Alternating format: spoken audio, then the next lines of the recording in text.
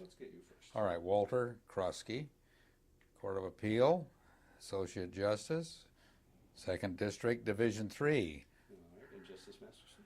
William Masterson, Associate Justice, California Court of Appeal, Division 1, retired. Excellent. I'm just all ready to go. All right, it is my pleasure today to be here talking with my old friend, Bill Masterson, retired Justice of the California Court of Appeal over a number of years, sat in Division 1. My name is Walter Krusky, and I'm currently an Associate Justice of that same court. This is all part of the California Courts of Appeal Centennial, the Appellate Court Legacy Project. We're creating an oral history of our court and all of its justices. Welcome, Bill. Well, I'm absolutely delighted to be here. Good. The service on the court is really the pinnacle of my career.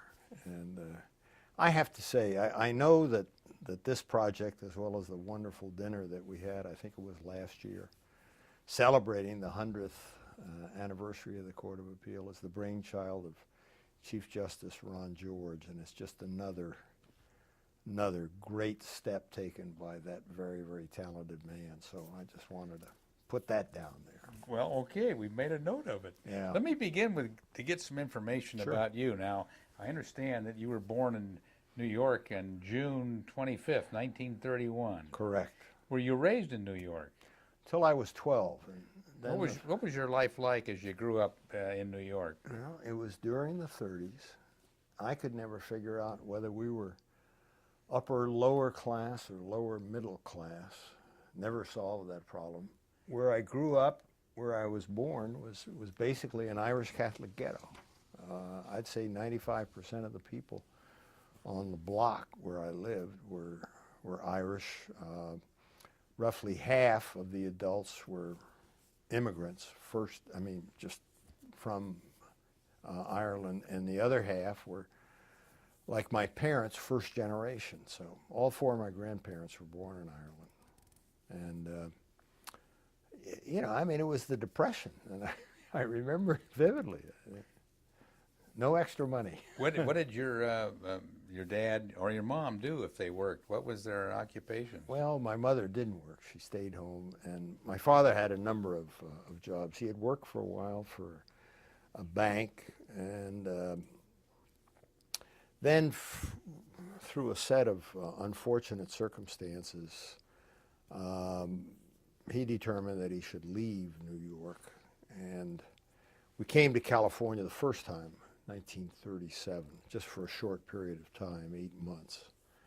And then we went back to New York, and after that he sold insurance until we left in April of 1943, right in the middle of the Second World War, and then moved out to Hollywood, where the rest of the growing up was.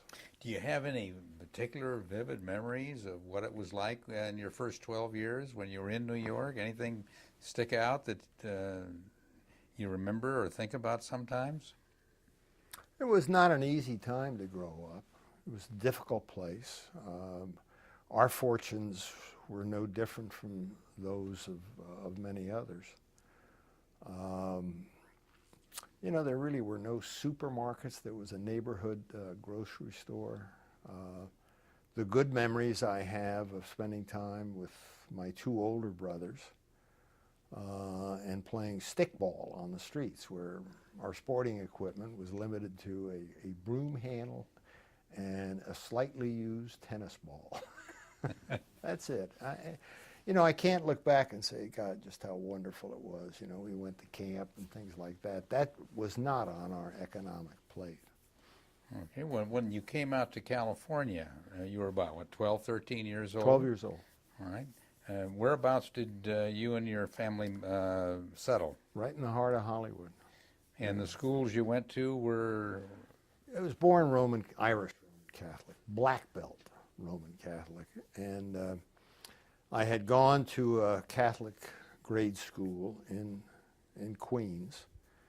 And then when we came out to Hollywood, I went to Blessed Sacrament High School, which is right in the heart of Hollywood. And you know, life was better out here at that time. During the Second World War, Los Angeles was very favorably affected by the economics of the war. I mean, employment was much better than it would have been where I had grown up in Queens. And so, I mean, fortunes improved. Fortunes improved. At that school, was there any subjects that you excelled in or that you particularly enjoyed? I've always been able to talk. So, and probably my best subjects were English and history. And, they involve words. That's always been my strong suit. Did there come a time when, in going to high school, that you decided you wanted to go to college? There's no question. There was never a question in my mind, but that I was going to college. Was that something that you generated, or was that inspired by your parents? No, I generated it. You wanted to see that you could do something, and you needed to go to college as far as you were concerned in order to do it? Well, a little more complicated than that, Walter. When I was 15 and a half, my oldest brother was killed in an accident. He had been drafted right at the end of the Second World War, and spent 13 months, came back out, and was killed in an accident riding on the back of a motorcycle. The thin fabric that held the family together dissolved in light of that catastrophe. Parents were divorced. Basically, my father, God help him, disappeared for pretty much for parts unknown when I was 15. I had one surviving brother who was 17. But really a bizarre circumstance. I sort of emerged as almost the head of the family, if you will. And so I started working full time at that time. I was in Loyola High School, local Jesuit high school here. I had won a scholarship. They had an entrance exam, and I don't know, I think there were hundreds took it. And I came in and won one of the 9 scholarships. So getting back to your original question about college, I was in a place that was very, very difficult for me, and I was pretty young at the time. And I knew the only way I was ever going to get to a better place would be if I got an education, because no one was going to die and leave me money, and I wasn't good looking enough to get into the movies or anything like that, so education was the key. I noticed you mentioned Loyola High School. Yes. Had you transferred from Blessed Sacrament High School? Well, Blessed Sacrament was a grade school. All right. See, I was in the 6th grade, I think, when I came out here. Okay. So So you went to Loyola High School after Blessed Sacrament? That's correct. Okay. That's correct. And you went to UCLA. Oh, yeah. How did you decide to go there? The decision was made for me. In those days, the citizens of California, in effect, were making bets on people that if they made what was for all intents and purposes a free education available, that all of us who were the beneficiaries of that move, we'd pay it back and increase taxes and everything. I couldn't think about going anywhere other than the University of California system at that time. They were on the semester system, and I remember my freshman year, it was $39 a semester. That was it. Later went up my sophomore through senior years at UCLA to $41 a semester. But that was it. So what I did was, the $39 was a little less than a week's pay at the job I had. And are you sure you want to hear all of it? Oh, sure. In fact, I was interested. Did you work while you were in college? Oh, God, yeah. Yeah, I What kind of a jobs did you have? Well, I'll finish just the college thing, and then I'll go back to when I started work. in college, I'd pay the fees, and then I'd sign up for my classes, and I'd figure out the classes I went to where I didn't have to buy the books, and when I had to buy books, I went down to a college bookstore and bought the used books that had underlining and notes written. I never had a new textbook in college; they were all used, but. You know, you don't complain about it. You play the hand you're dealt. And So- but you did work. What kind of Okay, jobs well, did you hold? Well, I started working, God, I think I was 16 or 17, and I got a job as a truck loader and a truck driver for an outfit that had a string of restaurants in the Southern California area. And my mother had gotten a job there. What I would do would be, you know, from high school, I would hitchhike. They didn't have a car or anything. I'd hitchhike there and get there at 3:30 or so. And then my job was to assemble loads for the trucks that would come in at night to make deliveries out to the restaurants for the next day. And I'd work until I was 10 or 11 o'clock at night and go home, go to bed, and get up the next morning, go to school, do the same thing over again. 6 days a week. It was full-time work. And what was your major at UCLA? What History. did you Ended up being history. Yeah. And how did you do? Oh, I was a very good student. I was a very good student. And and I had some recognition. In my first year, I had saved money. And I left the job that I had at the grocery or restaurant outfit. And God, sometimes some of these things are difficult to talk about. I haven't talked about this in years, really. So, but I will. I guess it's all part of oral history. So anyway, I had left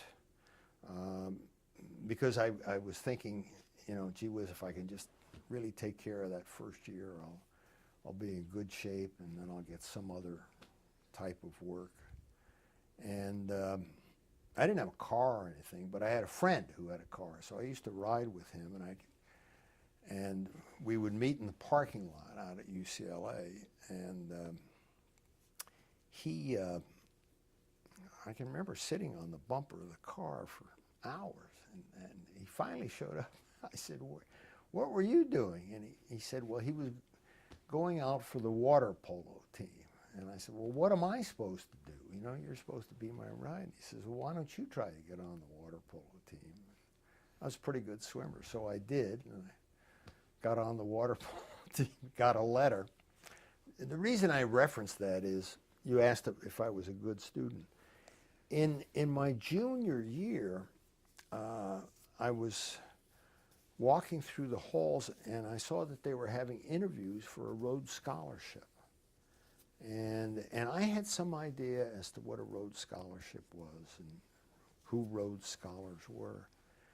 And I knew that they wanted some sort of athletic endeavor. And I also knew that you had to be a good student and you had to demonstrate some need. And I was a very good student. I had a UCLA letter. God damn, did I need? And so I put my name in, and the interesting thing was that most people who applied for the Rhodes Scholarship did so when they were seniors, because if you were a junior, if you didn't have a degree from an American university, Oxford required that you take an entrance exam in Latin. Okay, I had gone to a Jesuit high school, so I had 4 years of Latin and 2 years of classical Greek. So I qualified for this. But I didn't think that I was going to get selected as the UCLA, one of the two UCLA candidates for the Rhodes Scholarship. And to my delight, I was selected.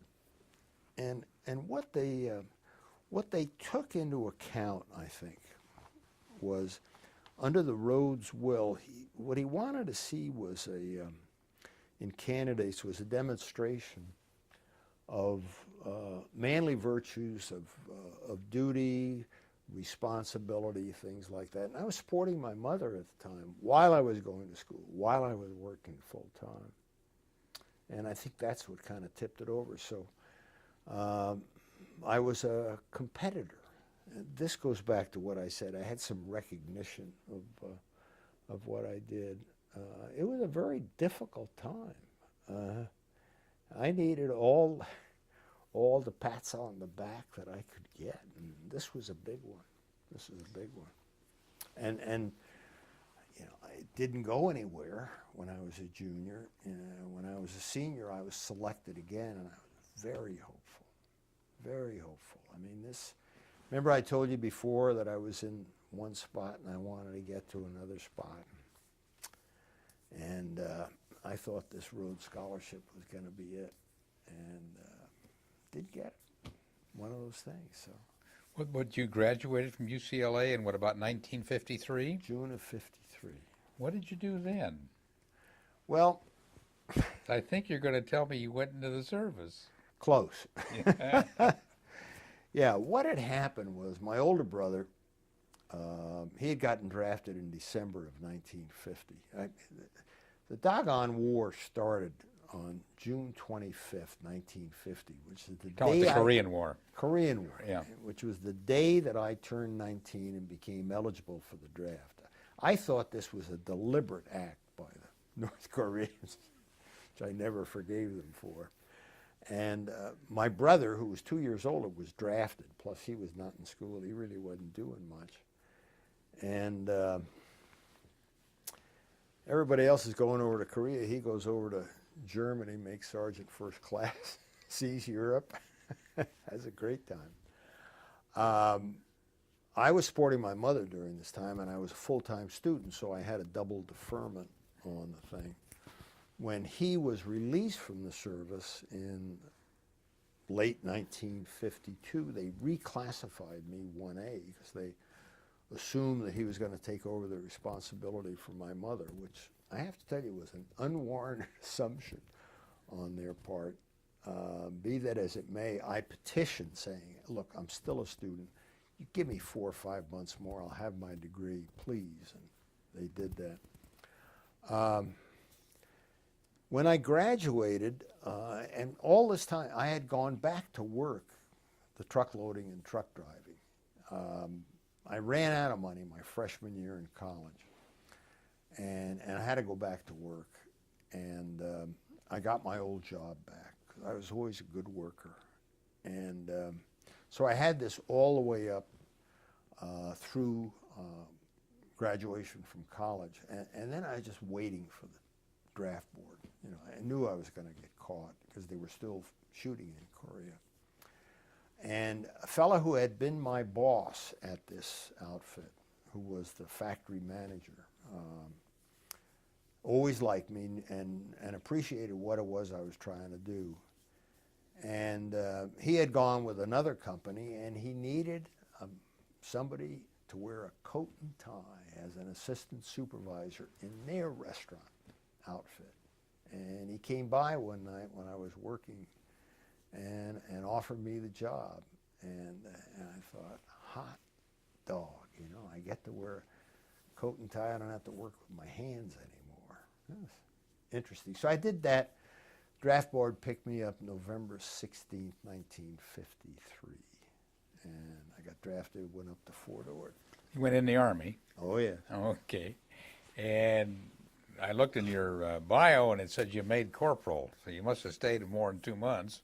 High rank. Now, I spent 21 months and 19 days. Who was counting?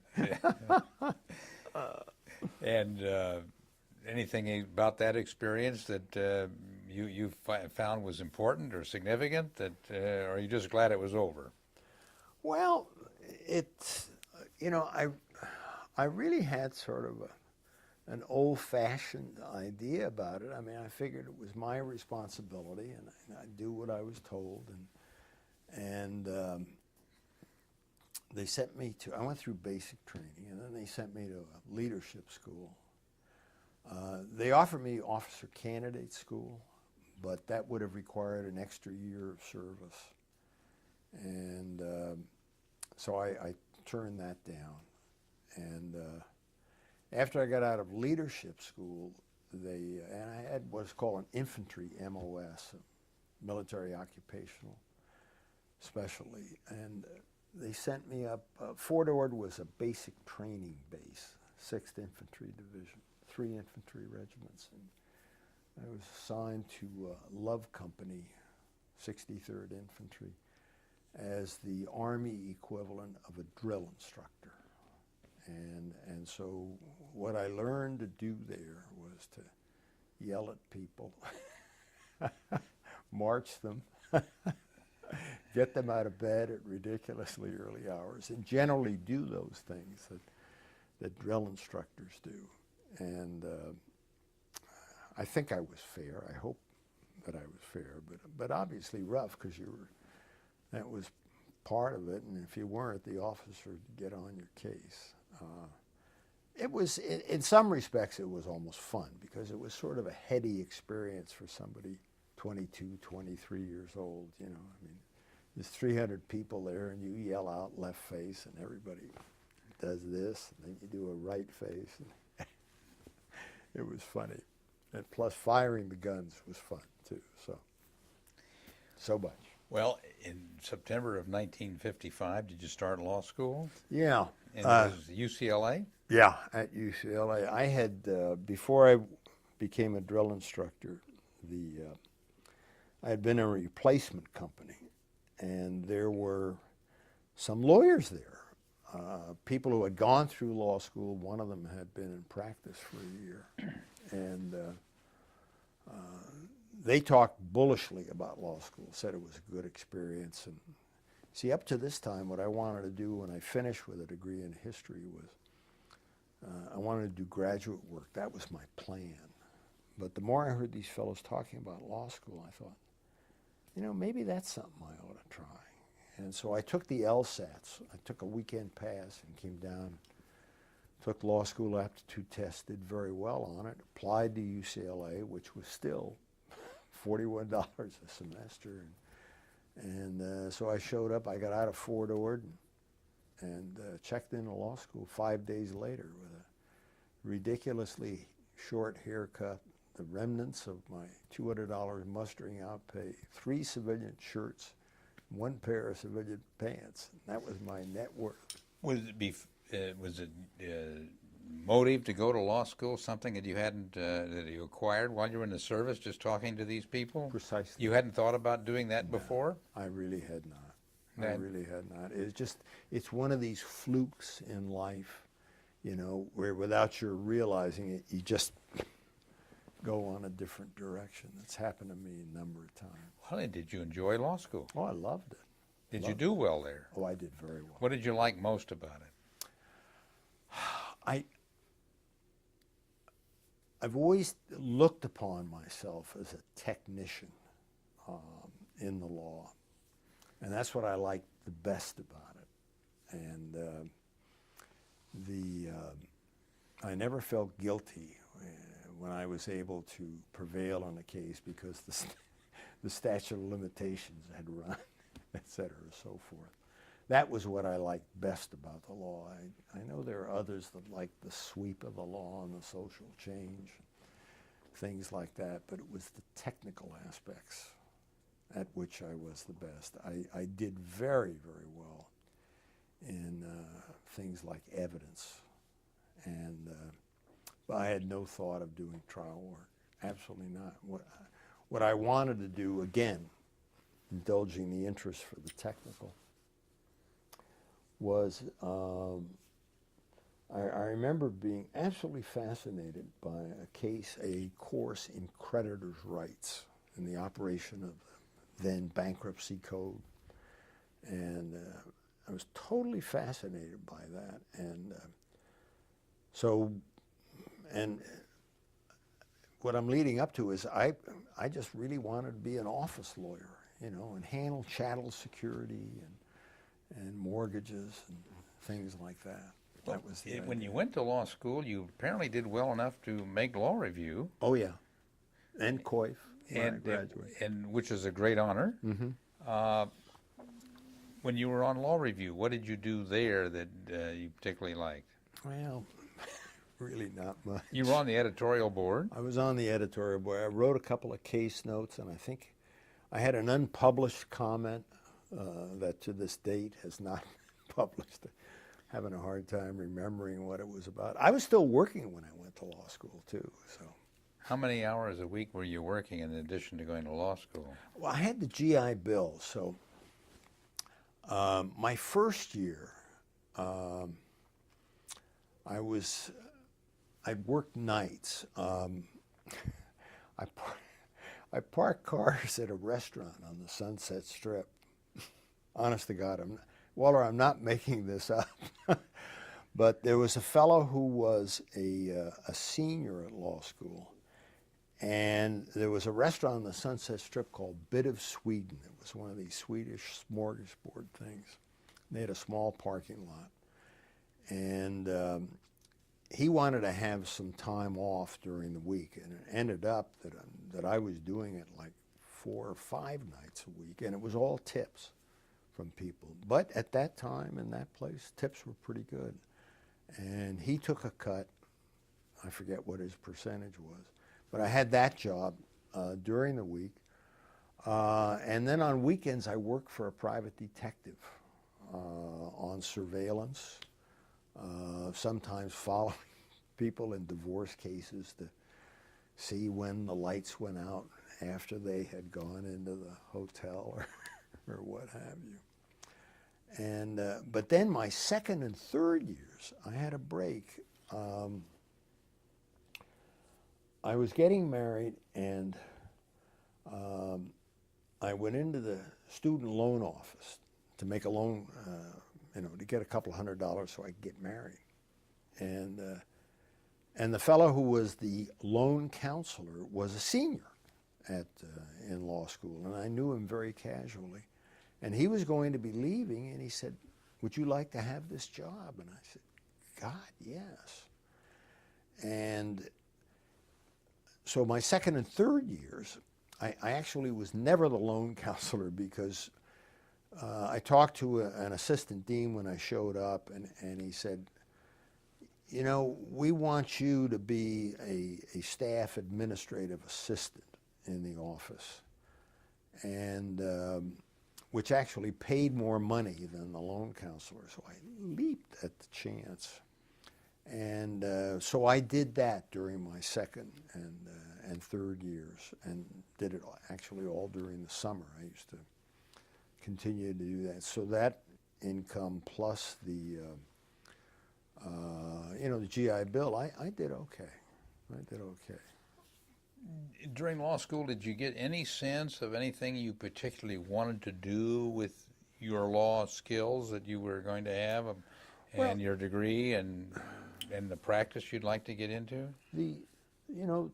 What I indicated, and that was, I thought I wanted to do office work and work with corporations on secured transactions, chattel security, what is now, at that time it was a negotiable instruments law and general laws regarding security interest in property, what is now the commercial code, et cetera, so forth. It was that sort of thing, creditors' rights. And one of the reasons I was hoping to get hired by the firm which hired me was that they really were in Los Angeles very, very high in those very areas. And that was really what I wanted to do. Well, in your senior year, did you give some thought to firms that you wanted to go to work for and make application to them or interview with them? Yes. At that time, there wasn't what has now been almost de rigueur for the last 25, 30 years of summer clerking. At least if there was summer clerking, nobody talked to me about it. And now people, they start thinking about firms in their second year, and most of us at this time, it would be like in March, April of your senior year. That's when you started sending the resume out, and at that time, it was the rare time that the law schools would come to the law school to interview. You were literally knocking on doors looking for work on the thing. I had an offer. The Department of Justice came, and I had an offer. I ended up with an offer from them in the U.S. Attorney's Antitrust Division, but it would have meant moving to Washington, D.C., and I just had no interest in doing something like that, so I just sent my resume out to anybody that would look at it. Some of them talked to me, a lot of them didn't. And the firm that ultimately gave you a job was one of those that you interviewed with? Yes, Yep. Shepard Mullen, Richter in Hampton. And what did they have you do when you started working with them?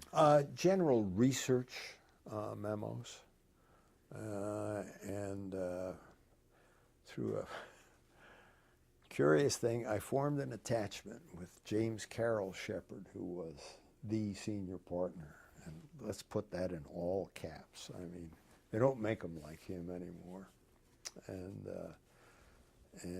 he and I were pals because he and I were the only Democrats in Shepard Mullen. Now he was the kind of Democrat who was always heading up Democrats for Wilkie, Eisenhower, et cetera, so forth, and so on. I mean, he was really a closet Republican, but he was a true maverick, and he and I got along famously. Well, you were with that firm 20 years. Yeah, just about. And if I remember correctly, that was back in the times when you went with a firm, became a partner, and you stayed with them. And it was almost a scandal if you left.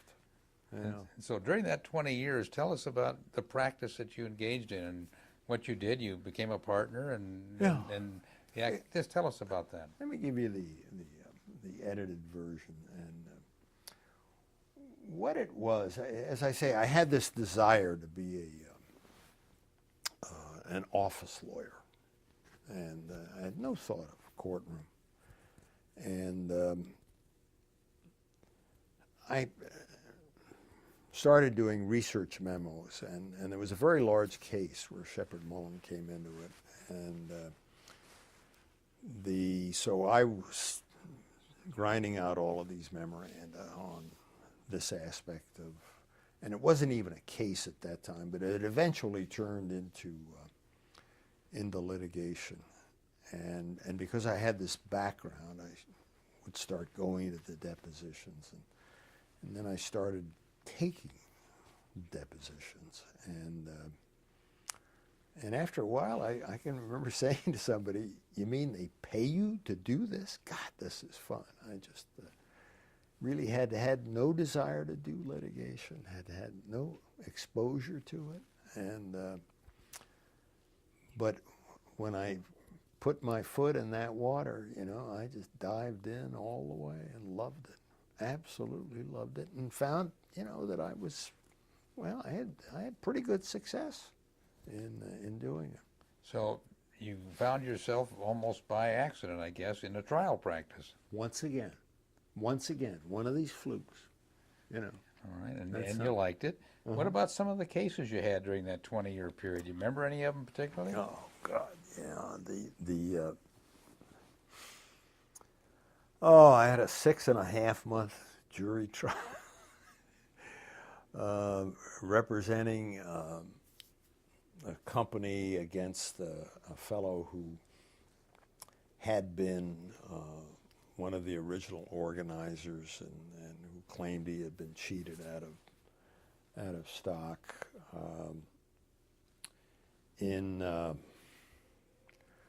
Let's see.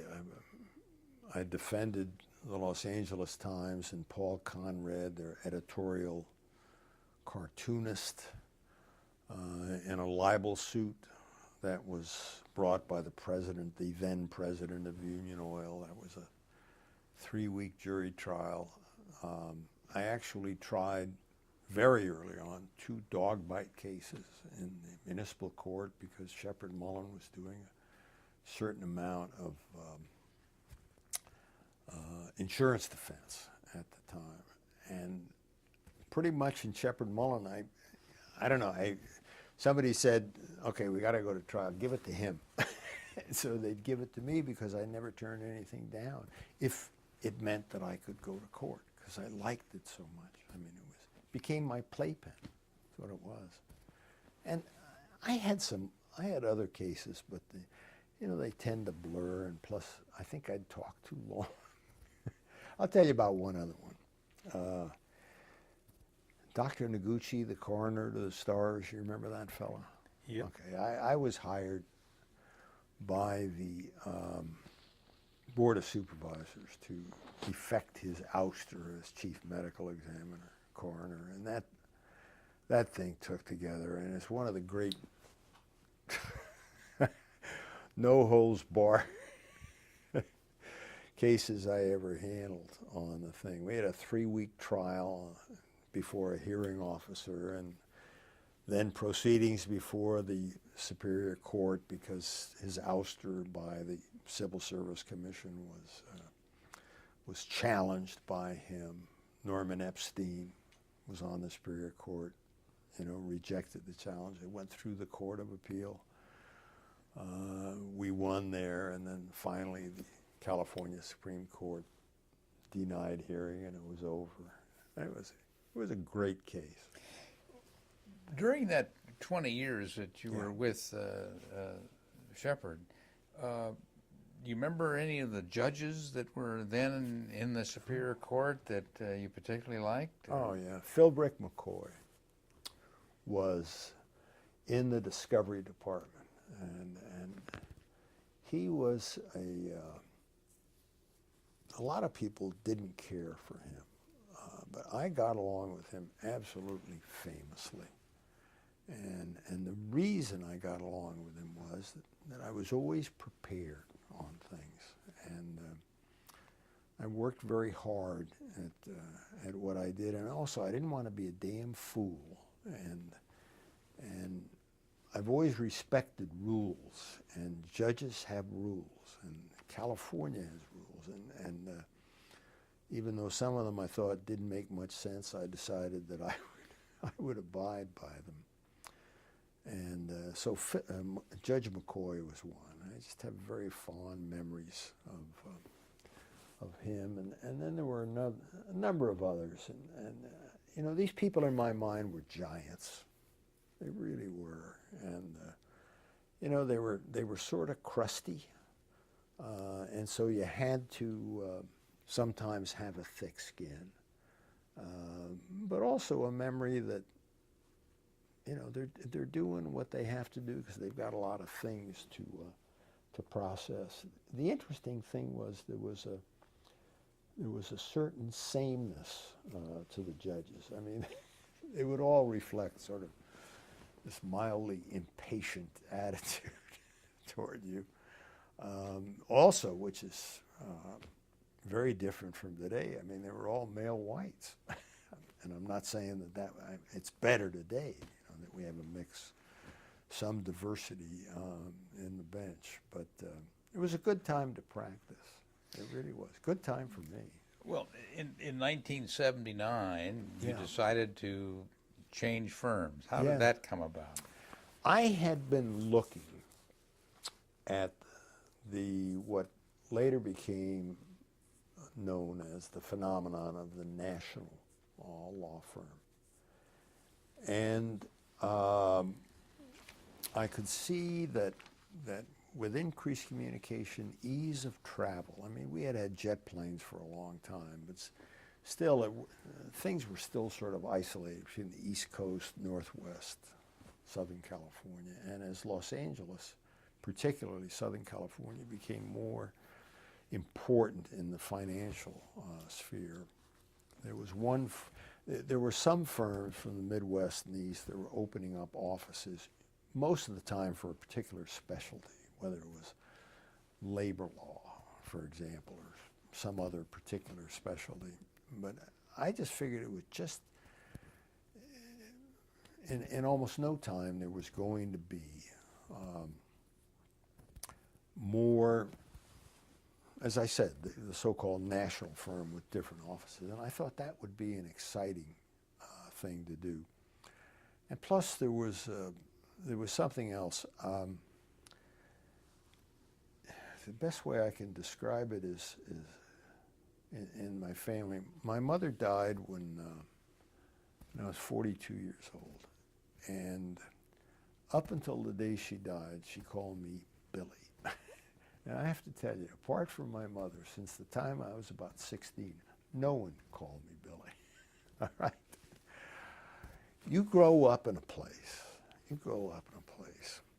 And the people, not only who are above you, but are on the same level, will always think of you in terms of who you were on the day when you first showed up for work. Now, your skill, your business getting ability, your ability to generate revenue may be far greater than theirs, but they never think of you as to what you are today. They will remember you there. So that was another circumstance. And there were some things, I don't mean to say anything adverse about Shepherd Mullins. A wonderful firm, it was then, it still is. But there were some structural things at the firm that I didn't care for, and I thought, you know, maybe I ought to make a move. And that's what I did. And how did you happen to select Rogers and Wells? I had a friend who was a senior partner there. He had done, he and I had represented the same client, Litton Industries. And indeed, I had, for a 2-year period in the 60s, I had been at Litton as corporate counsel in charge of all of their litigation. I had basically taken a leave from Shepherd Mullin. Litton, I had handled a couple of large cases for them. They liked me. And so I was supervising all of these lawyers. God, I was only 35 years old, but I was running all of Litton's litigation nationwide. And this lawyer was one of the people. So I knew him from that experience. And indeed, when I went to Litton, I wasn't sure whether I was ever going back to private practice. But after I was there for about a year, it was, you know, the siren song of the courtroom caught me again. And so I had an obligation to Litton to finish the task, and that was organizing all of their cases. So they would at least know what they had, which they really didn't know when I went there. And I had set up a reporting system and had engaged good counsel for them in all of their different locations. So anyway, back to your question about Rogers and Wells. I called this fellow up and I said, have you ever thought about opening a Los Angeles office? I'm thinking that I might want to move. So one thing led to another, and I opened their office for them. Were you perhaps the instigator of their, or at least the catalyst for their decision to come out here? Oh, I'm sure that I was. I am sure that I was, because they had two major clients. Rogers and Wells had two major clients in Los Angeles at that time. One was a major entertainment client, and the other was also another very, very large operation. And so there was logic to their opening an office. So. And how many people did you start it out with? God, myself and 2 lawyers. And in less than 3 years, I had 35 lawyers in the operation.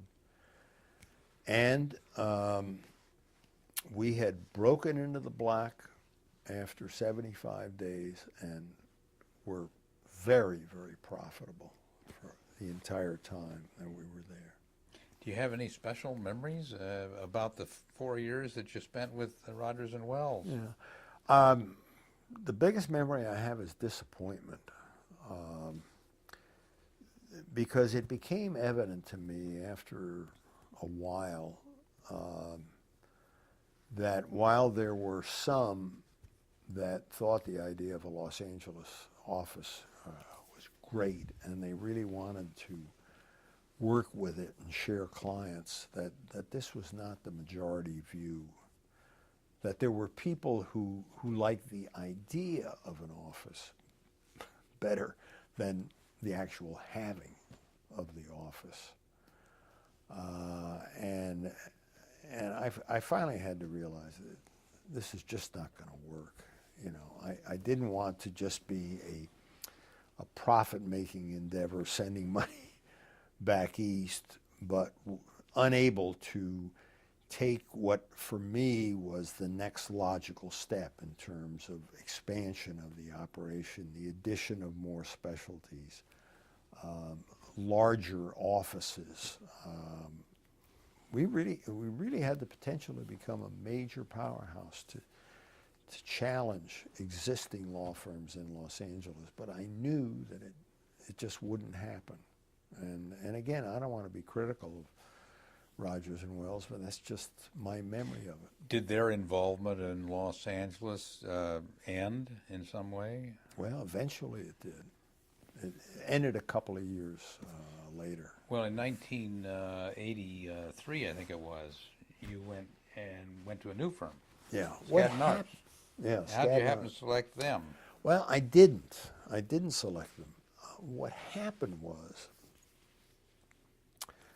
that I think Skadden first made a pass at me in either 81 or 82. I waved off the first pass because I was still hoping that the Rogers and Wells thing was going to improve. But when the second pass came,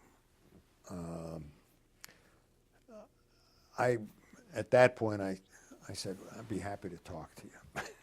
and so I started talking to them, and the more I saw them, the more I liked, and plus by this time, Walter, I was a lot smarter on this thing than I was when I went with Rogers and Wells, and so there were things that I wanted that if they weren't going to give it to me, I wasn't going to go with them. And one of the principal ones was, are you going to send people from New York or Chicago or wherever you've got other offices out to Los Angeles? And they said, well, that's our plan.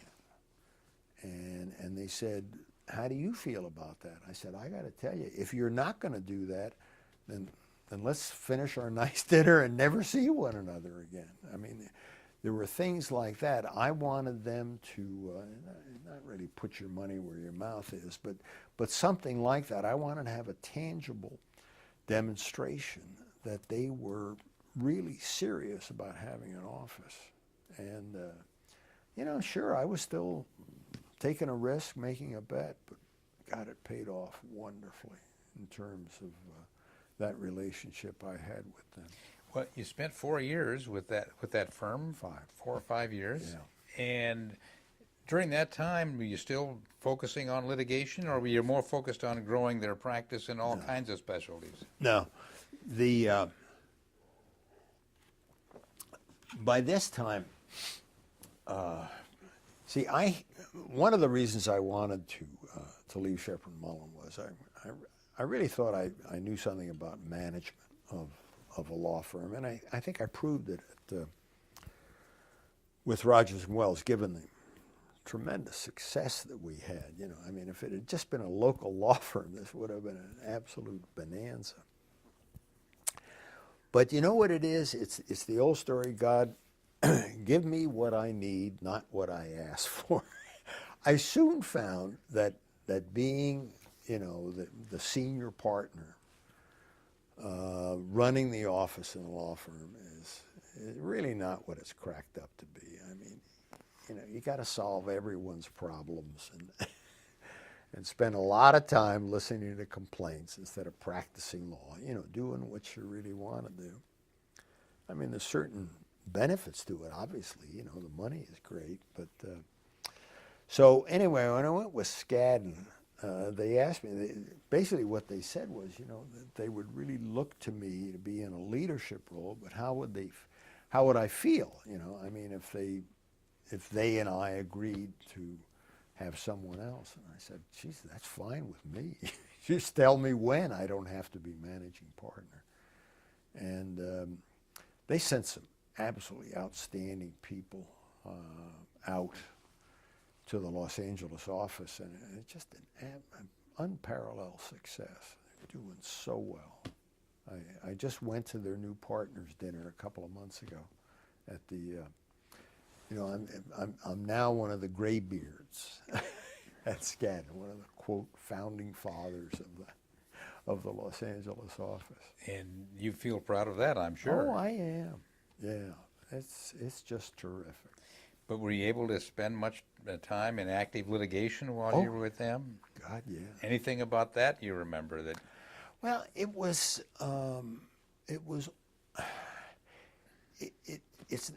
an upgrade of the level of my practice. It was just that there was just so much more of the kind of things that you just love to get your teeth into. And I mean, for example, during the Texaco acquisition of Getty Oil, I mean, this was takeover litigation. So there's a lot of feints and jabs, and it's almost like the start of a war. You know, we'll send 2 tank divisions through here, and then we'll have 3 paratroop regiments in Delaware and everything. And it was really terrific stuff. But in the meantime, I mean, I had almost an individual boutique practice where I used to try a lot of cases on referral from other lawyers. And I mean, I'd never take them right on the eve of trial, but if it was something that someone was in and they said, this is taking too much time, would you be willing to take it over? I'd be happy to do it, you know, thinking that it would go to trial, because that's really what I like the best, the actual trials. And I had some good ones, right up until the end, until I went on the bench. Well, and the end came in what, about 1987? Yes, sir. December 31st of 87. And that's when you went on the court. Yeah. And when did you first start thinking about doing that? I'll tell you exactly when. The last jury trial I had in Orange County was in the spring of 1985. And it was a 3-week trial.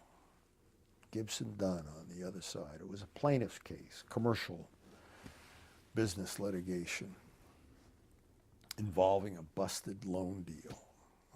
A lot of money involved. And I mean, it was 3 weeks living in a hotel near Disneyland, trying in the Santa Ana Superior Court. And it was the typical 18-hour days. You know, you try the case all day, you go back to the hotel, you're on the phone putting out fires in other cases.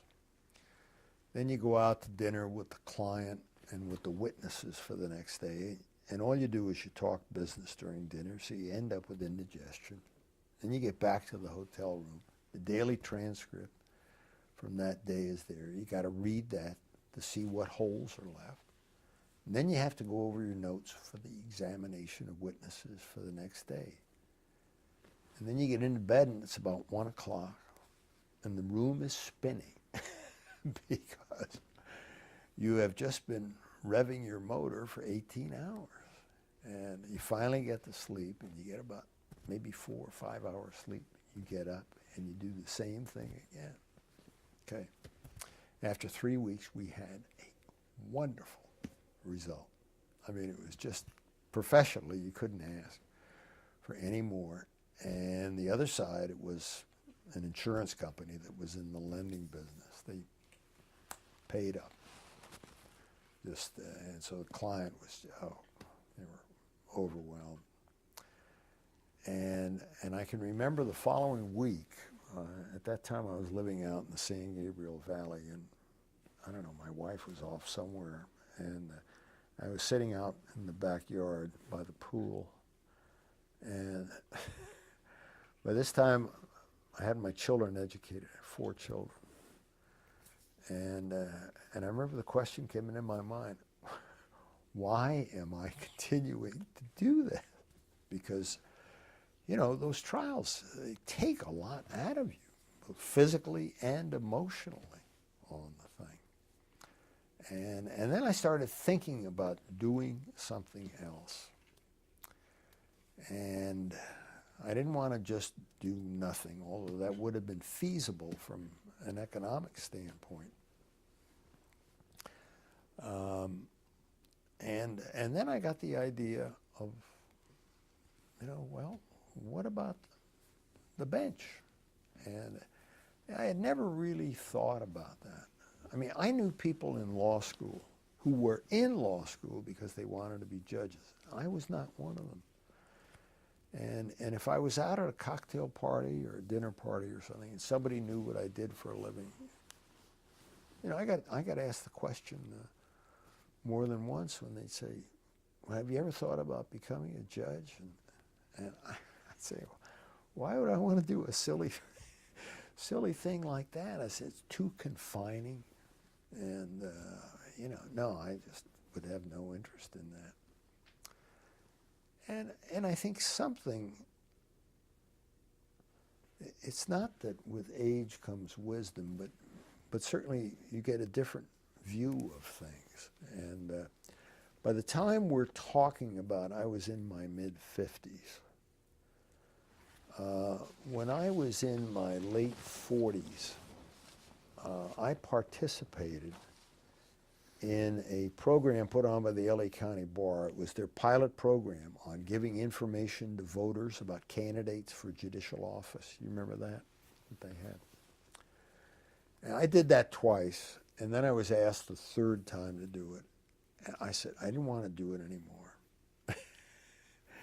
And Dan Fogel was the chair, and he said, why not? You know, we really need you as a representative of trial lawyers. And I said, I'm not comfortable. I'm not comfortable judging people, because I really wasn't. It was just uncomfortable passing judgment on something. That was in my late 40s. Well, by the time I got into my mid-50s, I think I had lost that inhibition, obviously. So I then started talking to people about going on the bench.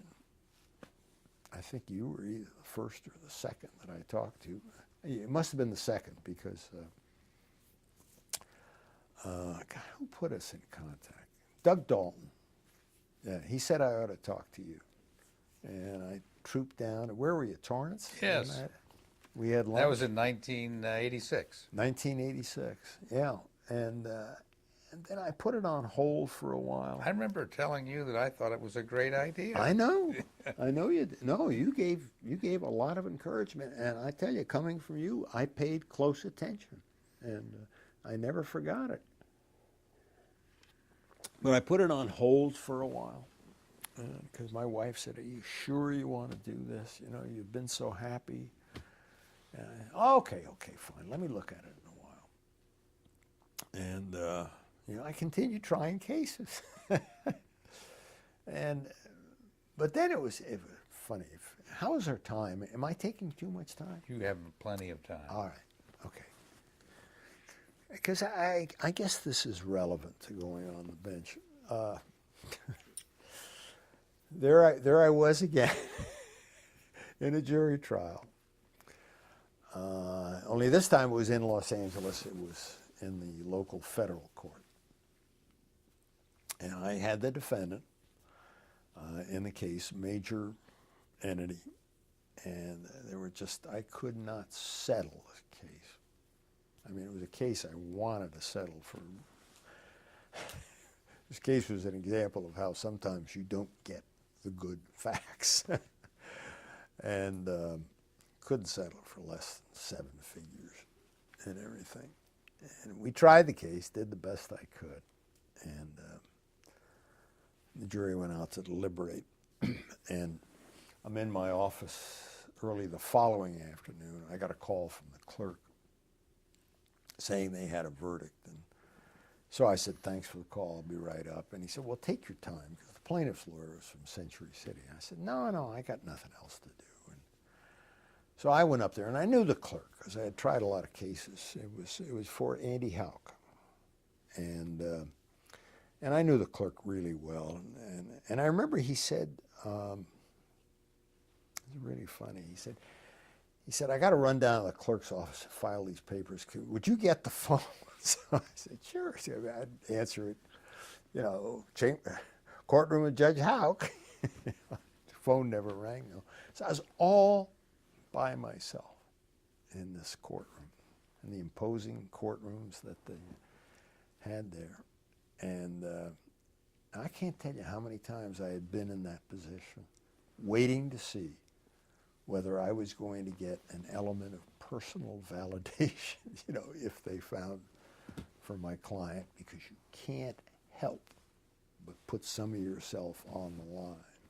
Just, you know, it's the siren song and it's the curse of trial practice. At least it was for me. Up there. Sure.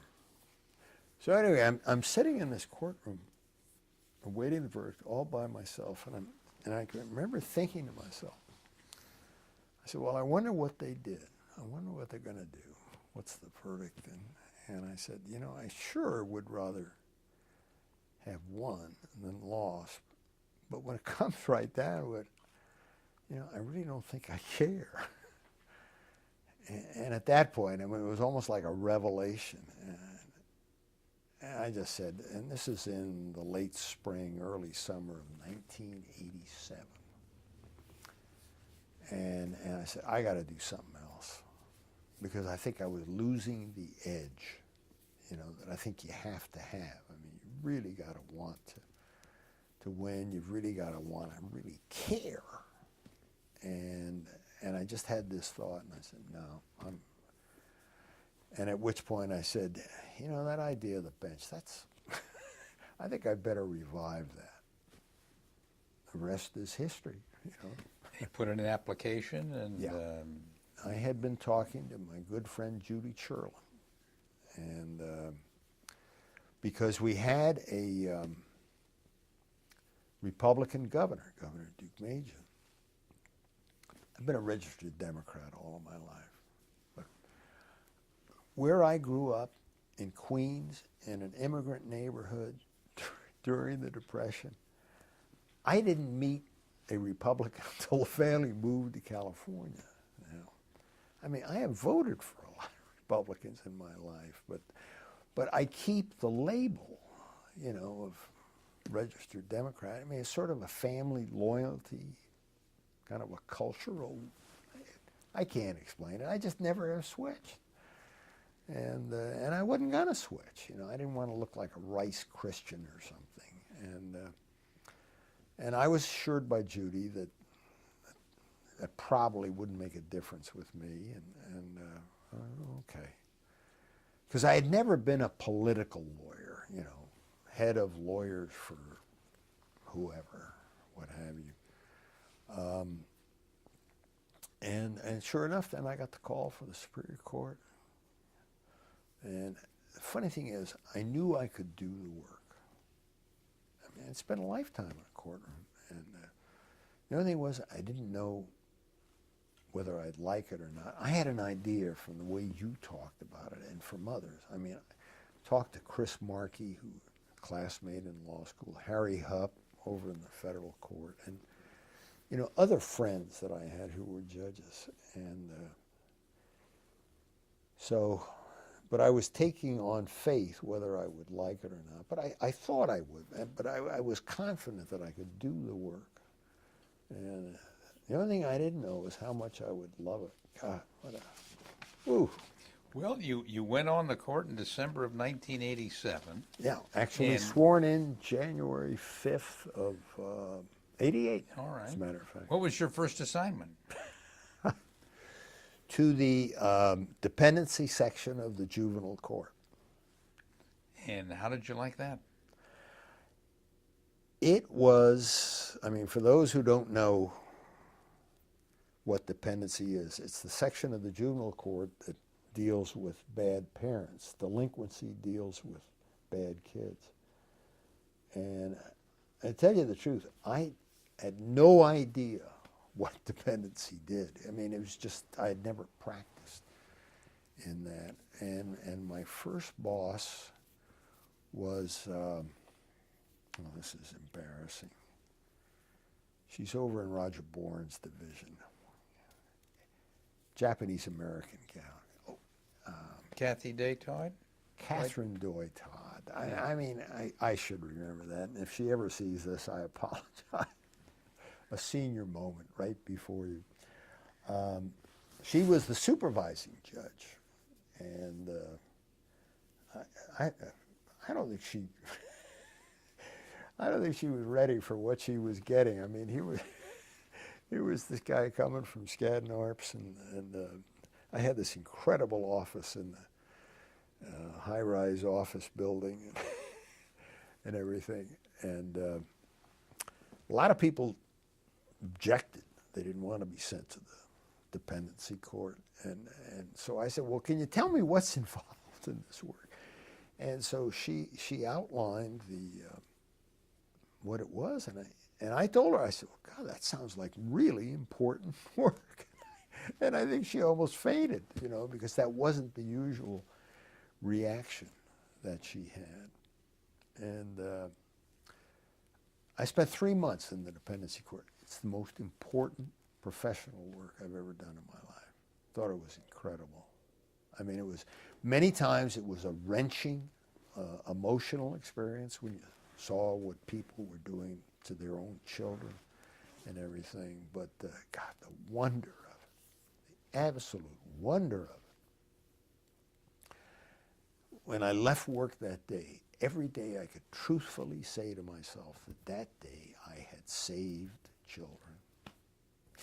Where do you get that? Other than in work like that. God, it was really something.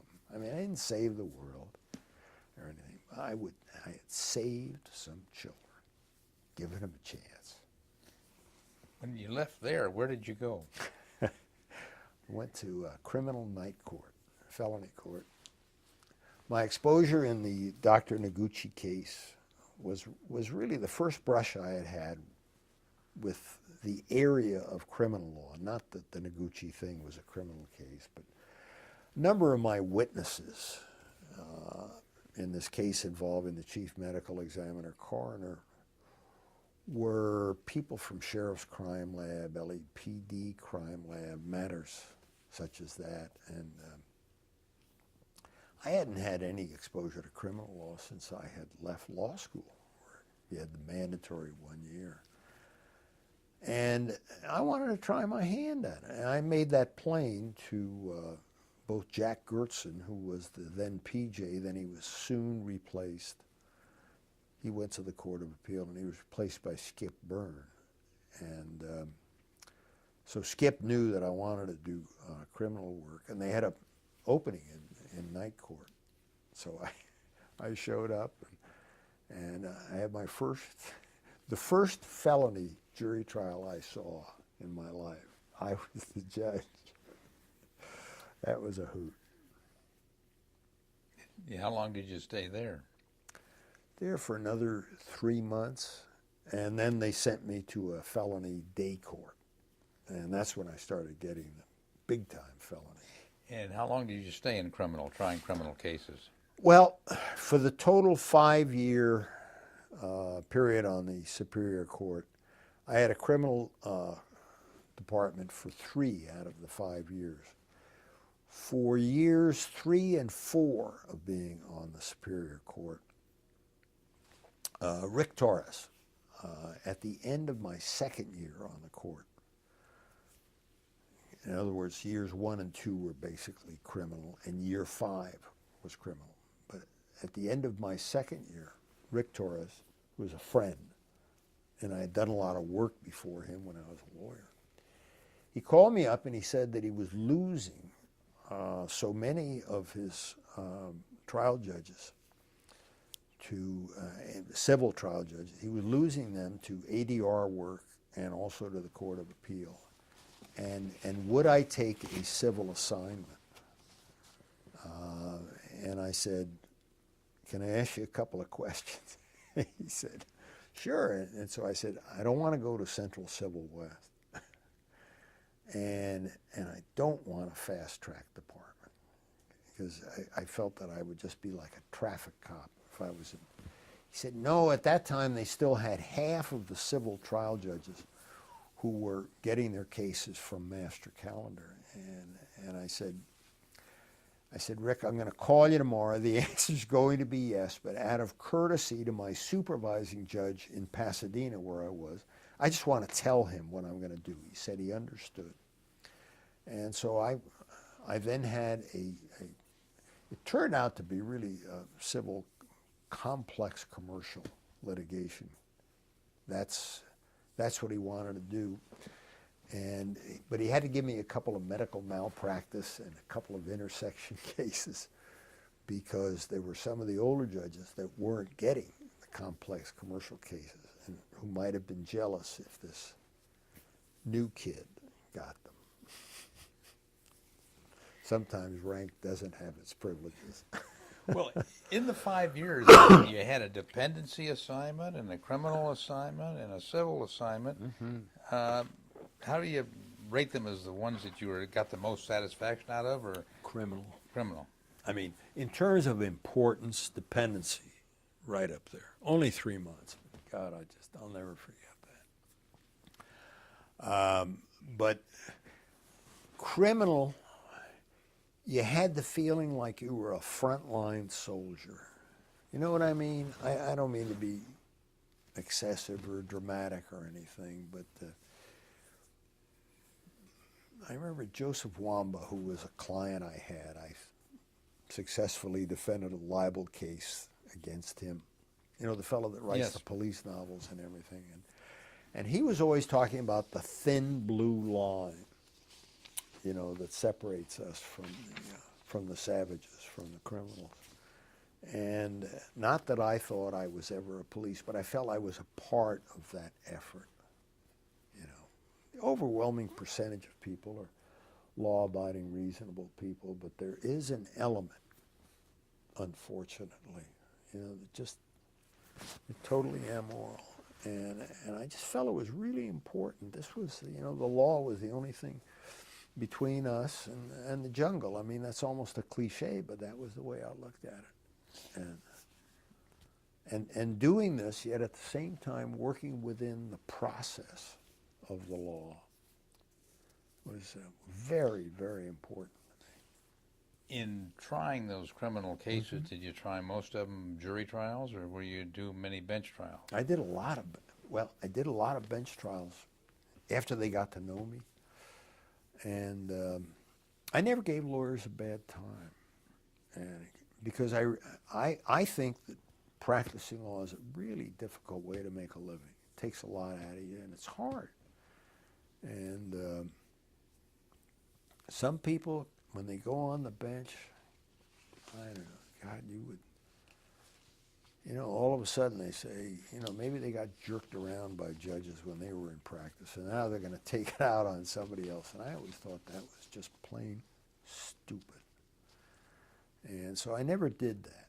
And so it's not, you know, that I was that nice, but I, you know, I didn't give people a bad time just to be giving them a bad time. And I always remember I spent my second year on the bench in Pasadena, and then I had civil for 2 years.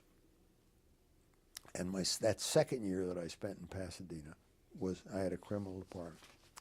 In years 3 and 4 in civil downtown. And then I went back to Pasadena for year 5.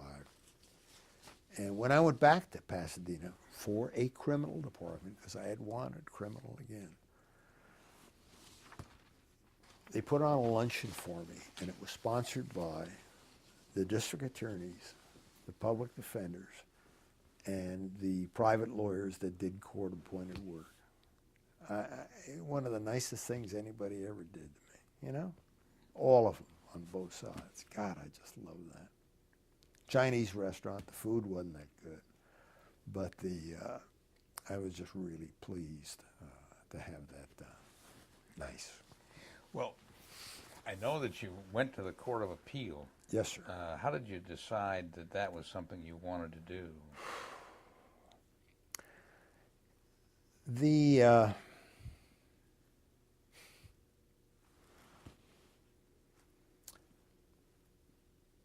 I don't know. My life has been a series of segments, where I've done something. I mean, like I was with Shepherd Mullen for about 8 years, and then I was at Litton Industries, and then I went back to Shepherd Mullen, and it's not that I wasn't able to hold down a job. It's just that I've done different things, and there were people that I talked to about going on the Court of Appeal, and the first person I spoke to about going on the Court of Appeal was Walter Krosky. Do you remember that? Yes. I remember. Because at this time I was in, I guess I was pushing 60. And not that I was slowing down particularly, but again, your perspective on things changes. And, I had absolutely loved my time in the trial court.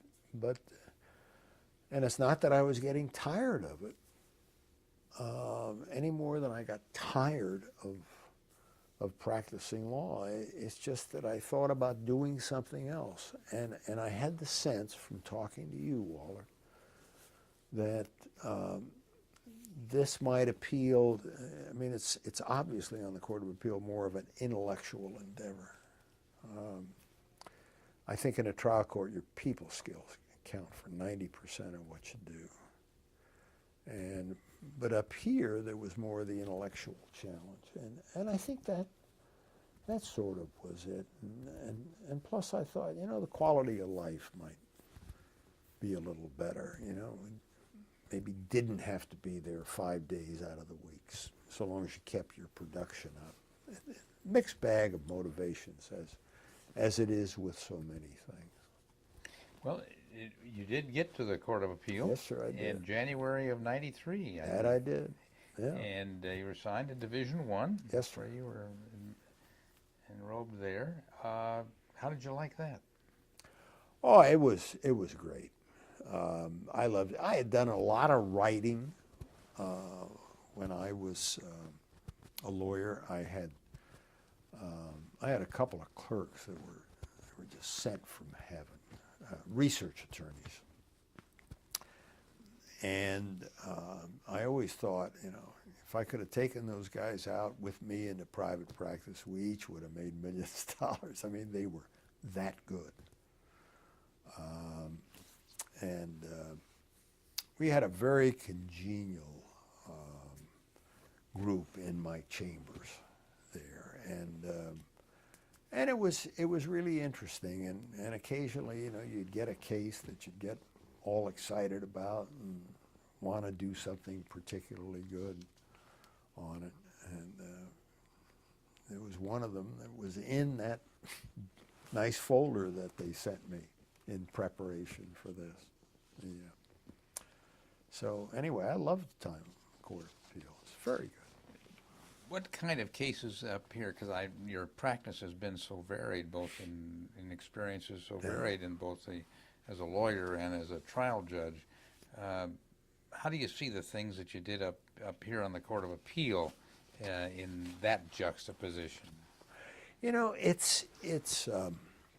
I mean, roughly half of my load was criminal on the Court of Appeal. So that was obviously different, but the subject matter was the same as my time in criminal on the Superior Court. I mean, it was different, but it was the same.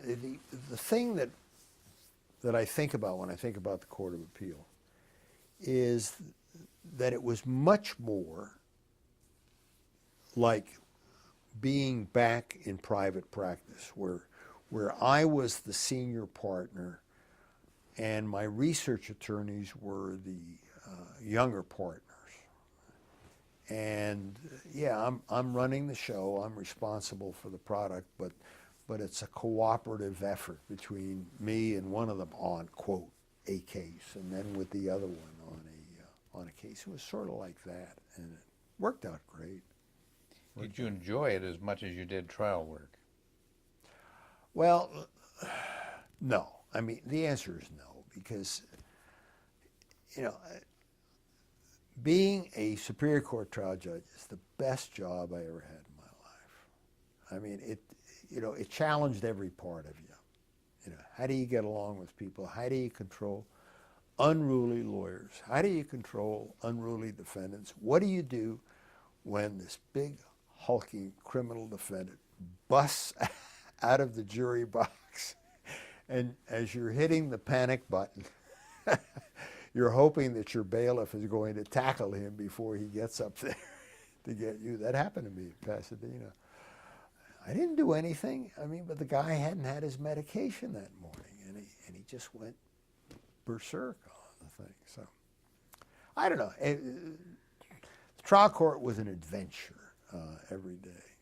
Plus, everybody laughs at your jokes when you're a trial judge. So, anyway.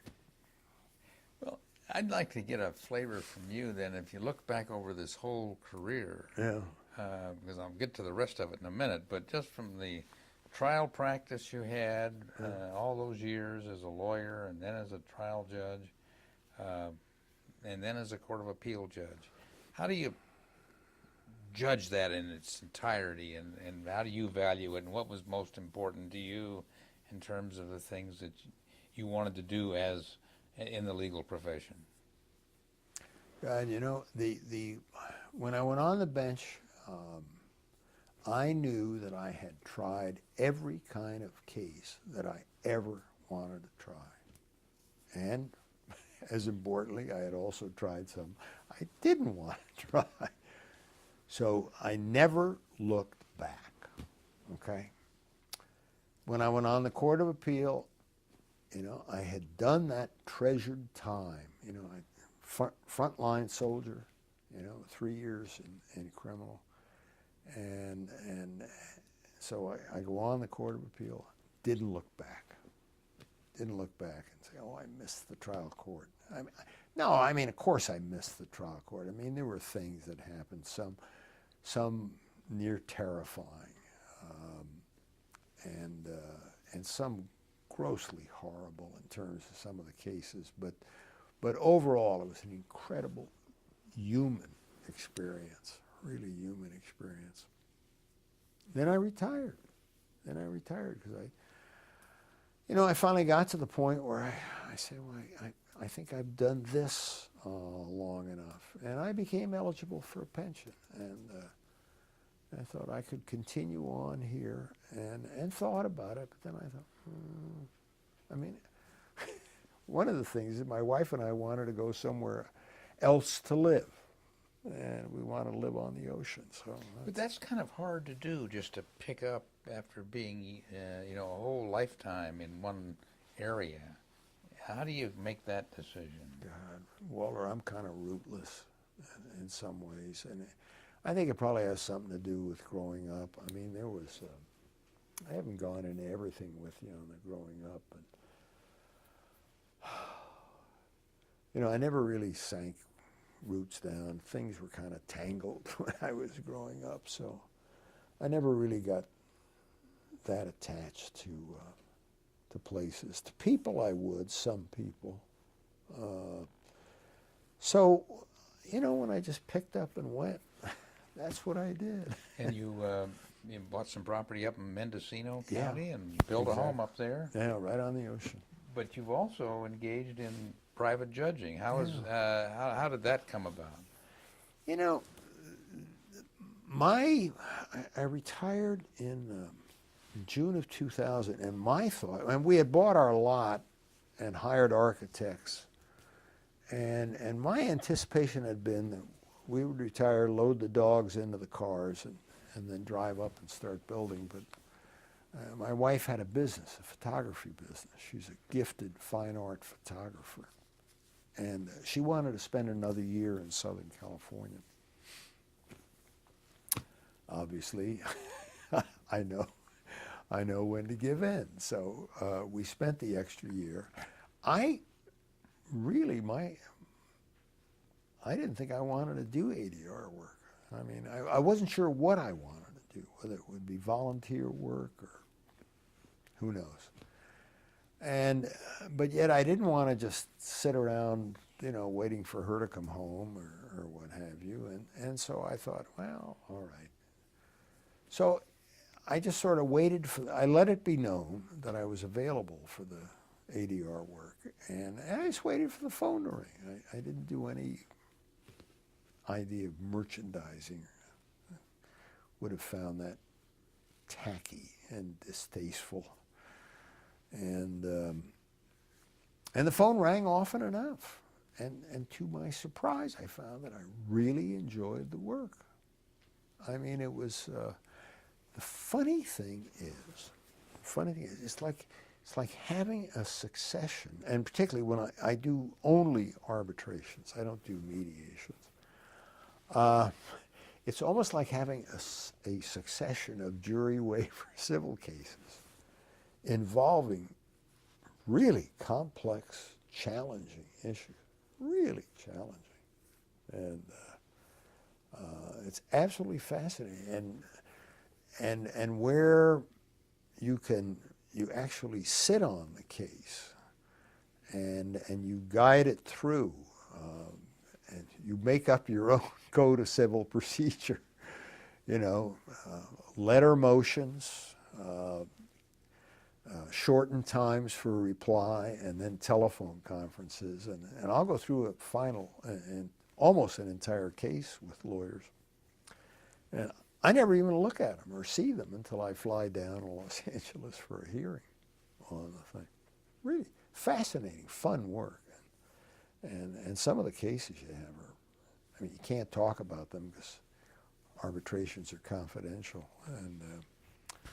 But some of them are just excellent cases. Well, now, something I haven't asked you about, Yes, that you've just indicated occasionally, that I would like to ask you about is your family. Okay. You had a wife and 4 children? 4 children. Tell us about them. Oldest son is in his late 40s, and he is a professor of classics, Latin and Greek, and is a faculty member at Victoria University in Wellington, New Zealand. Second child, oldest daughter, is Mary, and she is in her mid-40s and is probably the world's best mother, and at the same time is very, very successful executive in the banking industry. Third child, Timothy, has a bachelor's and a master's and is a counselor for bad kids in the Sacramento area. And then my youngest, Barbara, is right up there with her older sister as being world's greatest mother. And she is an assistant United States attorney. Was in Los Angeles, and then she and her husband, a Secret Service agent, relocated because he was relocated by the service to Burlington, Vermont, and she was then hired by the U.S. attorney in Burlington, Vermont. My wife, as I mentioned, is a gifted photographer, fine arts photographer. I have 4 grandchildren that are the absolute light of my life. I have a 7-year-old granddaughter who pushes me around. So Well, do they get a chance to come up and see you in Mendocino? Oh, it's a very attractive spot. I know, but do they get a chance to come and you bring them out there whenever you can? Every time I can. And we have an annual Hawaii outing for all children and grandchildren. And my wife and I take everybody to Kona Coast for a week. And then it's like a family reunion that we do. Works out great. In terms of looking at your view of the law, how would you rate being a judge as opposed to being a lawyer? Oh, You know, there's absolutely no comparison. I mean, being a judge is so much better than being a lawyer. But of course, you can't hope to be any good as a judge unless you've been a lawyer for quite some time. But you know, in terms of the benefit of being a judge, the day I became a judge, the stress went out of my life. And you know, that's almost 20 years ago. And I mean, I had a good life beforehand, but being a judge, I mean, I never worried about my cases. And when I left chambers at any time, cases stayed on the desk. I didn't take them home with me. And not so when I was a lawyer. Oh, God. Well, you remember. Yeah. You know. Well, what do we do, or how do we go about encouraging lawyers to become judges? You know, if I do a lot of this. You know, I'll have a lawyer in an arbitration. Now, obviously, I can't talk to them until it's resolved, but I'll ask them if they're the kind of person that I think, you know, would have that degree of temperament, because temperament is the overarching requirement for this. I mean, you don't need to be a rocket scientist to do this work that I did and that you're still doing. And it's not to say that it's that it's not beneficial to be smart. I mean, if you're smart, you know, you're going to get a lot more business done. But to me, temperament is the key. I remember Chris Markey. I had lunch with him, and similar to the one I had with you, and he said, "You want to know the 4 things that make a really great judge?" And I said, "Well, sure." He says, patience, intelligence, patience, and patience. And it wasn't until I had on the robes that I realized just how wise that advice was. So, if I have someone that I think, you know, looks good, knows his stuff, is smart enough, but has got good temperament, you know, I'll contact him. And, you know, not only because it would be nice to be with them, but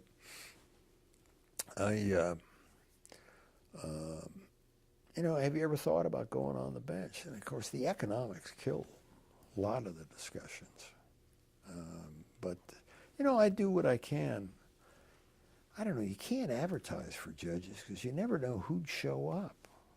You know, you get a bad judge on the bench, God, the amount of damage that that one bad judge can do to people. And it's not just money damages, it's just the scarring that some people have to go through, some poor litigants or lawyers. I mean, I saw that. You know, I served on Judicial Performance Commission for years, and God, I see some of the horror stories. People that never should have been let into a courthouse. Terrible. So I don't know if it would be much help on recruiting judges, you know. Do you feel like your career has provided you with a judicial philosophy that you think is the one we should all have as judicial officers? You know, I don't know that it's a thought. I don't know that I'd elevate it to be a philosophy, but it's something that I came to realize gradually when I was judge. And then I can remember expressing it when it formed, you know, a couple of years after I've been a judge for a couple of years. And I expressed it to my youngest daughter, who was on the verge. She had spent 2 years in private practice. And she referred to herself as a discovery goddess and a motion queen, and said that the work she was doing in private practice, civil practice, didn't challenge her passion, so she became an assistant U.S. attorney. And when she did that, and by this time having dealt with prosecutors, I can remember telling her this, which some might call a philosophy. I don't put it up that high. Here's the realization that I came to. The law is, and within the law, there is process. And as judges, I'm a part of that process. I'm a very important part of that process. But I am not the process. And that's where a lot of judges go wrong. They start thinking that they are the process and that they can do no wrong and they can do whatever they damn well feel like. Do you think that judges should be, to use the analogy to a sport, the umpires just call the balls and strikes, or do they have some greater purpose to make sure that in this case, in this time, in this place, a particular justice is results? Going back to the process, balls and strikes, I mean, that's kind of a homey type thing, but I have to tell you, I think it's more that way rather than trying to find justice. How in God's name do I know what justice really is? All I ever know about a case, all I ever hear about a case is what the lawyers elect to tell me. Maybe if I could spend some time talking to the parties and really get to the root of the thing, then I might say, oh, well, the just resolution is this. But the process doesn't let me do that, and I have to respect the process. What does a judge do, for example, when he sees a case from the evidence that has been presented so far, a particular side has merit to its position, but the lawyer is not handling it very well or is doing things that are jeopardizing the case rather than advancing it? We've all seen that example in front of us. How does a judge approach that? Follows the process, and the process says that you're not supposed to take sides, and you're not supposed to try somebody's case for them, and all you can do is utter a prayer for the person who had the bad fortune to hire this lawyer. I mean, it's, to me, the best way to do the job is to remember where you are and who you are and what you are not.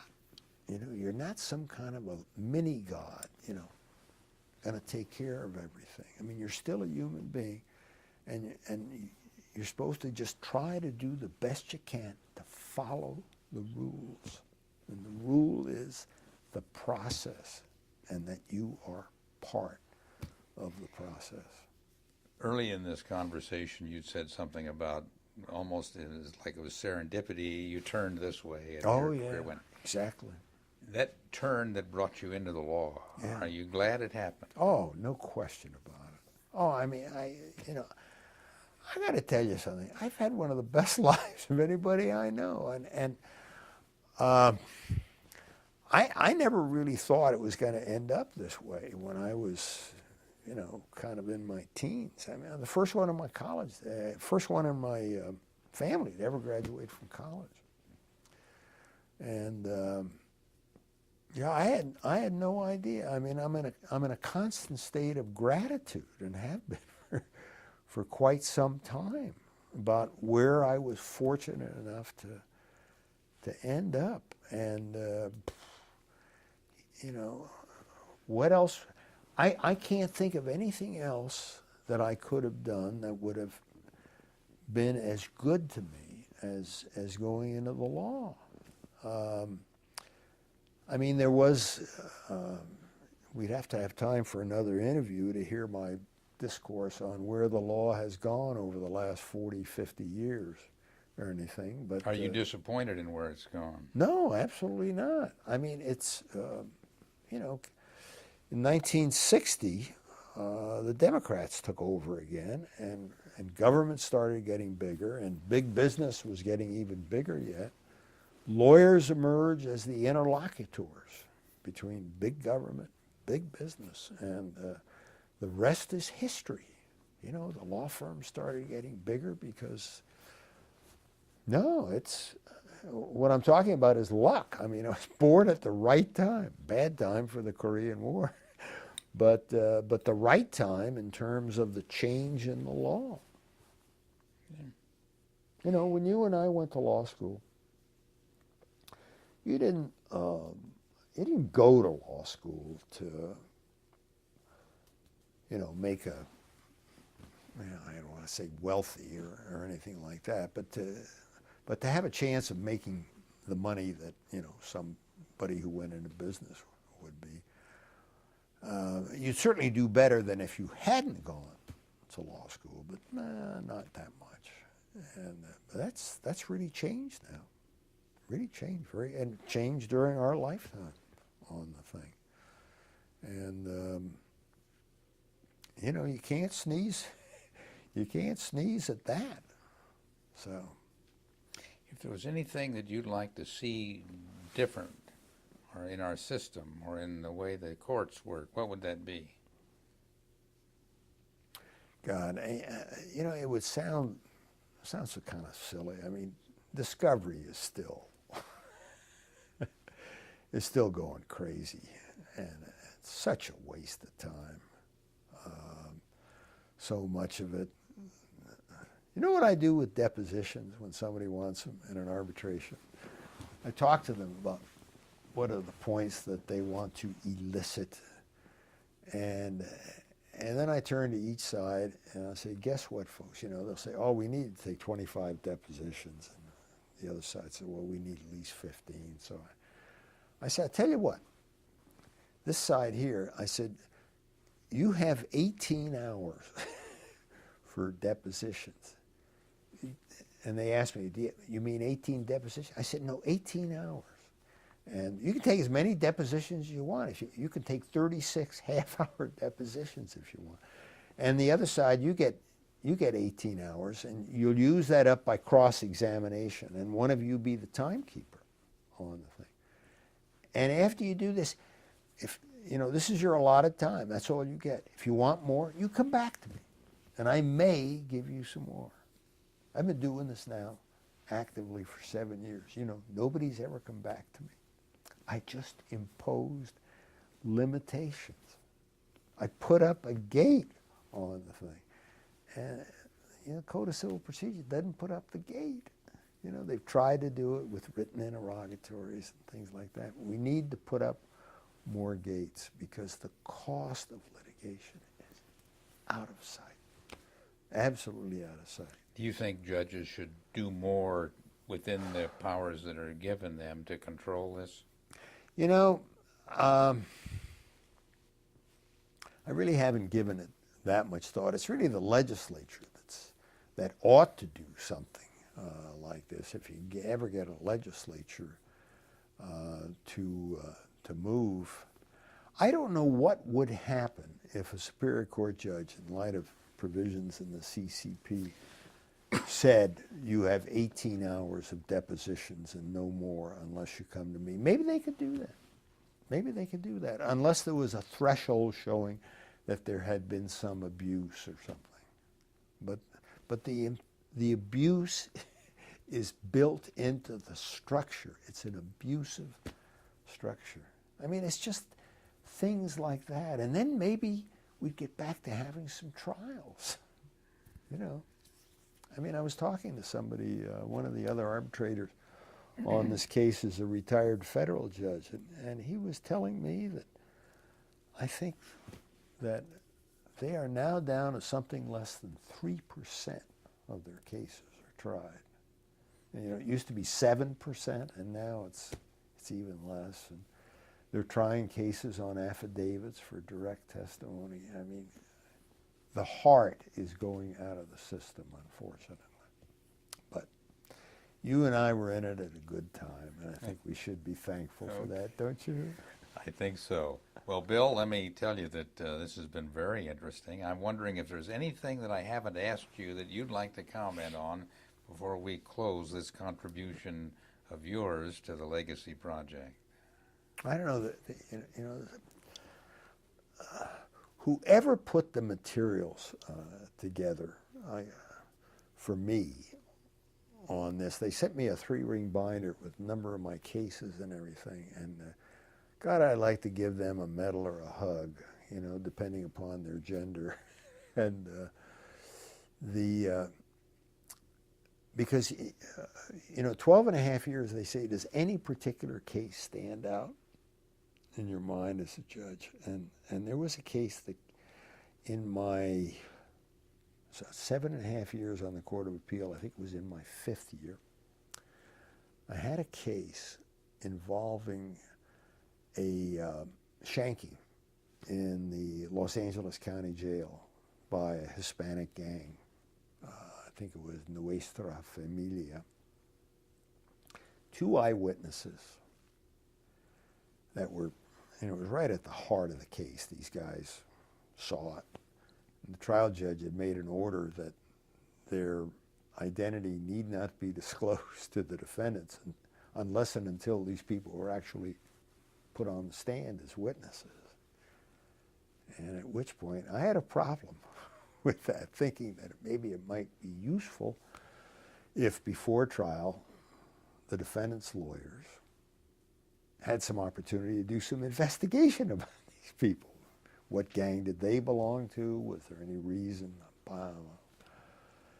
And I originally had, the case was assigned to me, and I wrote a majority opinion reversing this. And I couldn't get another vote. And so my majority opinion became a dissent. And I said, okay, you know, I didn't cry about it. I didn't rage. I didn't get mad at anybody. And on the day, my last day on the court, June 30th of the year 2000, the Supreme Court, which had granted review, issued an opinion reversing the Court of Appeal and adopting what I wanted to do. And yeah, I think I have it. And the reason I brought this, Waller, was you've been asking me about, you know, the process. And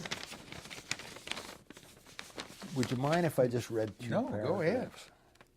And I said, I close by referencing the majority statement that I have chosen by this dissent to elevate procedure over the witnesses' welfare, because they were worried about the witnesses getting knifed by Nuestra Familia. I say, the statement is colorful but inaccurate. I have tried to make it clear in the foregoing that what I advocate is not a procedure, but rather an adherence to a process which has served us well for generations. And then the closing paragraph. Probably the greatest strength we have as a society is our ability to overcome the real or perceived threat du jour, whether it be organized crime in the 30s, claims of internal subversion in the 50s, or terrorism and militia groups in the 90s. We survive these by dealing with them within the framework of our democratic institutions, not the least of which are those guarantees of a fair trial that I see damaged by the majority opinion. Of course, the temptation is ever present to abridge these guarantees when faced, as the majority puts it, with forces of social disintegration and anarchy. Dangers to the witnesses in this case and in many other cases are real, but as a society we have survived much, and we will surely survive the threat posed by the gang activity of today. The greater danger is if we overreact and accept an abridgment of liberty foreign to our history and tradition. For if we do that, we shall harm ourselves more than any gang or group of gangs ever could. God, I was so happy when the Supreme Court, they didn't quote that. I'm not suggesting that. They bought it. Well, that has relevance to the things we see today. Well, yeah. You know, I thought about that afterwards, and yeah, it's interesting. And, you know, things never really change. They just look different from time to time. So, gosh. Bill, thank you very much. I'm very talk glad that you that you had a chance to participate and be a Oh. part of the judicial process for the years you spent. Yeah. And I'm glad you had the time to spend it with us today. Make the time. I mean, I think what, and have thought for years, what the chief has been doing and is doing is absolutely terrific. God, we are so lucky to have him. Amen. Amen. Thank you Okay. very